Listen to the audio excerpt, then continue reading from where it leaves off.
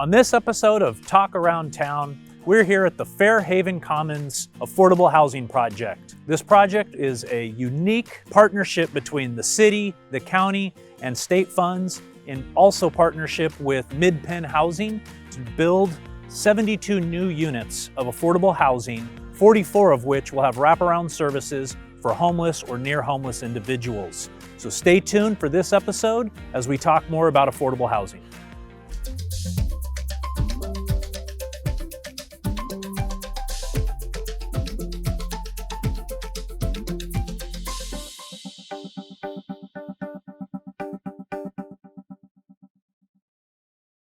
Closing the housing affordability gap is going to require a comprehensive strategy of building new units, preserving existing affordable units, and providing rental subsidies.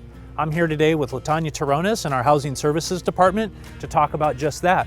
Hi LaTanya, how you doing? Hi David, how are you? I'm excellent. So, what is the City of Fairfield doing to close the housing affordability gap? One of the things, we just got approved by the state for the Housing Trust Fund. We won $1.1 million grant that will allow us to work with developers to use about 50% of that grant, and they would match their other 50% so that they can develop affordable housing units. And we're working with developers constantly. We have a couple of sites that we are putting out for sale that developers are very, very interested in to bring affordable housing onto the city. So we apply to the state to get funds. We then partner with developers with property that the city or housing authority owns. Yes. And then they come in and they build units like here at Fairhaven Commons. Yep, absolutely. And then we're always looking for additional funding opportunities from the state and other government agencies to be able to fill that funding gap for the developers. In addition to that, the city is always looking at transparency and ordinances that will allow us to be able to build additional affordable housing units and work with developers that increase the opportunities for funding. Okay, so how many units are we building right now? Well, right now in the pipeline, we have about 260 units, wow, I believe. And then we have another 62 units coming online with EAH property. They're in the final stages of their financing model. So we're looking at getting those up and going probably about next year, 2024. And then of course we have Fairhaven, and then we have another property that is going to be starting construction really, really soon over on Woolner. Okay, and how many units is that? 168 units. All right, excellent, okay. For residents that might be interested in applying to rent a unit in one of the affordable projects that are either about to open or that are about to come under construction, how do they go about doing that? How do they learn the availability on those units? They can always reach us through our website, as we are currently working on creating a brochure and updating our website with all of the information for our Section 8 program landlords that are renting to Section 8 tenants, as well as development projects that have open availability and accepting applications. And then they can always come into our office to ask any questions. A member of our team should be able to assist them with that information. Okay. What do we do to help people that may need some assistance living wherever they might be living? Oh yeah, absolutely. So we do have our Housing Choice Voucher Program, formerly known as Section 8. We currently have 887 vouchers where we receive HUD funding to be able to fund those vouchers for private landlords on the private market. And so with that, there's a waiting list. And when our waiting list is open, applicants can apply, get their name on the list. And when their name reaches the top of the list, they'll be able to seek assistance if they're eligible. We also have our tenant-based rental assistance program. And so that program is geared toward homeless and at risk of homelessness. And so we work with homeless service provider that will refer them to us, and we will assist them with finding a unit, and then they will also be able to continue to receive ongoing support and services from their providers. We do have our revolving loan fund, which is our housing rehabilitation program. And so we do help low-income landlords who may need repairs around their property, or we have access grants for ADA access if you need assistance with that.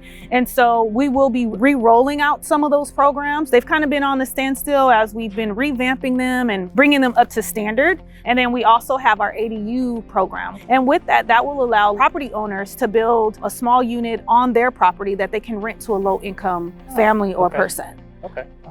The Housing Services Department is always looking and working with developers, also looking at the inclusionary housing policy that we're looking to bring additional funding into the city so that we can continue to develop affordable housing for the residents. Okay, and inclusionary housing, that's where any new development would also have a requirement to either provide affordable housing or potentially pay a fee instead of providing that housing, pay a fee to the city that you guys then can use to partner with developers to develop affordable units. Yes, absolutely. And so we are the only city in the county that is looking at bringing something forward like this. And then also with that, we are the only city, we have the highest number of affordable housing units that are in current development within the county as well. And so we want to continue to rise above and continue to bring forth those opportunities for our residents. Do we offer any assistance for fair housing or tenant-landlord dispute or any of those types of services? Yes, absolutely. So we actually work with Fair Housing Advocates of Northern California to provide those services for our residents. So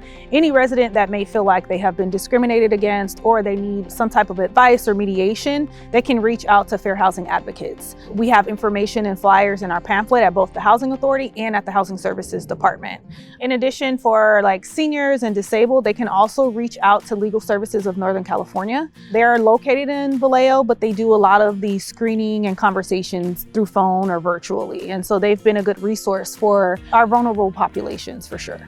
So they can go and get free legal help with evictions or mediation, or even if they just have questions and concerns that they need some advice on. Okay. What about those that are ready to try to buy their first home, but may not quite have the savings or the resources? Is there anything to help them? Yeah, so currently the Housing Services Department is working with the state to apply for grant funding so that we can try to bring forward a first-time homebuyers program. So that is still in progress, but it is something that we've spoken with the state about and just waiting for that funding approval. Every time there's an opportunity available, we're looking into it. Sometimes the city can't apply for the funds. We will reach out to developers and say, hey, here's some funding available. Are you interested in this? You know, some that may be currently in construction or looking for financing to bring forward a project. And so the city is always, we're right on top of it, the best that we can as soon as we're receiving those notifications. And so because affordable housing is our priority, we're making sure that we're making the funding our priority as well. All right, well, thank you so much, LaTanya. This is a lot of excellent information that our residents, hopefully,